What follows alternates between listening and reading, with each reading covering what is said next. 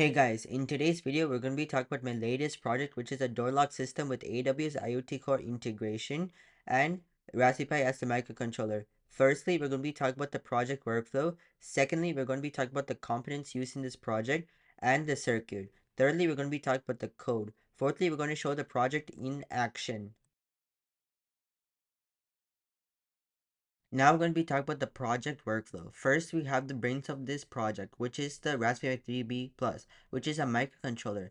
Next, we have the inputs, two of them. One is the RFID module, second one is the keypad. Once anything correctly is put, like for example in the keypad, the pin is correctly put, the signal goes to the Raspberry Pi. If the correct card or tag is placed on the RFID module, then it'll go to the Raspberry Pi. Once the Raspberry Pi gets the correct signal, then the red or green LED will turn on and the server will go to 0 or 90 degrees to show that it's locked or unlocked state. Then once it's all done, then a message called door locked or door unlocked will go to the AWS IoT Core and it will be printed there.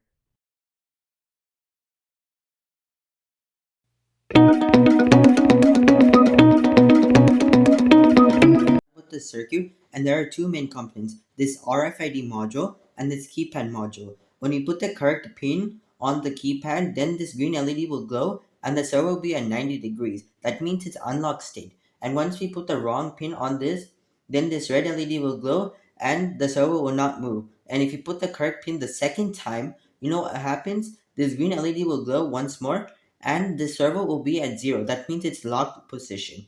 And same thing for this RFID. If you put the card or tag correctly the first time, this green LED will glow to indicate that it's the correct card or tag. Then the server will be in the unlock state, which is 90 degrees. And the second time you place a card or tag, this green LED will glow once more, and the server will be at 0 degrees. That means locked state. Then this red LED will glow only when the wrong card or tag is placed on this RFID module. Now that we have built the circuit, I programmed the Raspberry Pi to connect to AWS IoT Core, then check whether the RFID module gets the tag or card signal. If it's the correct card or tag, then the server will be at 90 degrees, a green LED will flash, and AWS IoT Core will get a message called access granted and door unlocked. And the same card or tag was placed second time, then server will be at 0, green LED will flash, and AWS IoT Core will get a message called access granted and door locked. And for keypad, once the pin was put correctly, then AWS IoT Core will get a message called access granted, door unlocked, a green LED will glow, and a server will be at 90 degrees. And the same pin was placed once more on the keypad, then AWS IoT Core will get a message called access granted and door locked, and the server at 0 position, and green LED will be glowing. And if the wrong card or tag was placed on the RFID module, or wrong pin was placed on the keypad, then a red LED will glow.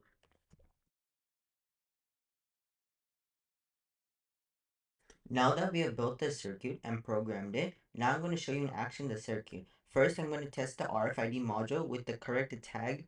First time we do that, this green LED turns on and the servo goes to 90 degrees. The second time we do that, it's in the locked state and the servo is at 0 degrees. So I'm going to show you now what the AWS message will send. So it says door unlocked and access granted unlocked with the date and the time.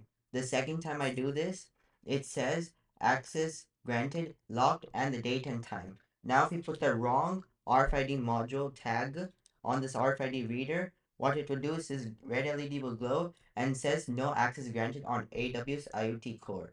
Now I'm going to show you the keypad in action. First, if you put the correct pin, which is 1, 2, 3, 4, what happens is green LED glows and this servo is at 90 degrees, and on the AWS IoT Core it says door unlocked. If you put the pin that locks the door,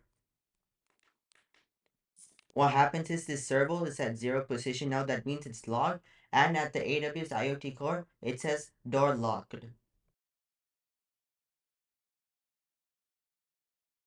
Thanks for watching today's video. If you want to build a schematic and program the Raspberry Pi, there are links in the description. Like, subscribe, and comment what's your favorite part of this video and what type of project I should build next.